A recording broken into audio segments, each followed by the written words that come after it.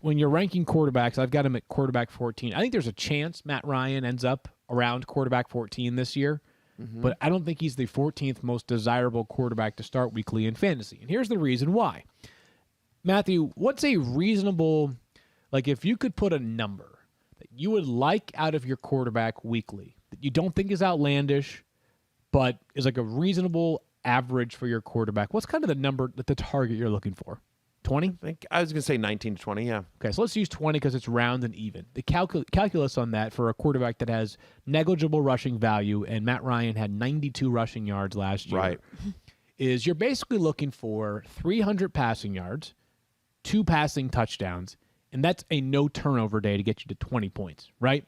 So you're probably going to need more like 350 plus 2 touchdowns or 303 touchdowns to deliver that 20 points consistently. Matt Ryan had 4 games last year with at least 300 passing yards and multiple passing touchdowns. Sure. Now, he had other games where he threw for 447 or something with 1 touchdown, but I think along those lines, if I could, I'd redo my ranking for Matt Ryan and push him down closer to where you have him at quarterback 19. I'm at 19. He made the hate list, and it's tough to hate quarterbacks because there's so many that are so good, but I'm at QB 19, which is lower than the consensus ranks where he's going in ADP if he's being drafted. He is being undrafted in about 55% of ESPN leagues. Look, if you're in like a deep league, a 2-quarterback league, like I sort of get it, like he's solid. Like he's going to play every game, right?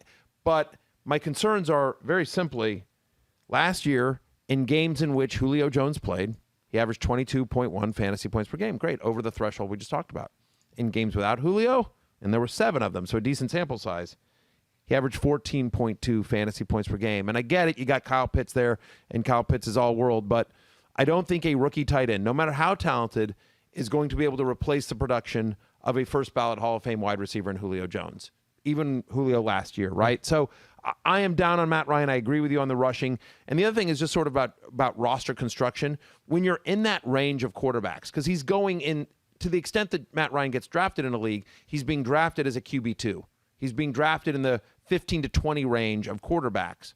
Well, if you're in that range, I would much rather draft Justin Fields, Trey Lance, even Taysom Hill. Like one of these guys that we think has tremendous upside that if they get the starting job could get off to could be a fantasy superstar. I would rather swing for the fences, or even somebody like Kirk Cousins, who, as we talked about, the other day, has a very easy start of the season schedule. Maybe they just get going there. Or Baker Mayfield, who was a very good fantasy quarterback down the stretch last year. Maybe he keeps it going. He's going in that range. It just feels like there's literally no upside to Matt Ryan, and the floor isn't as high as you would need it to draft him as your starting quarterback.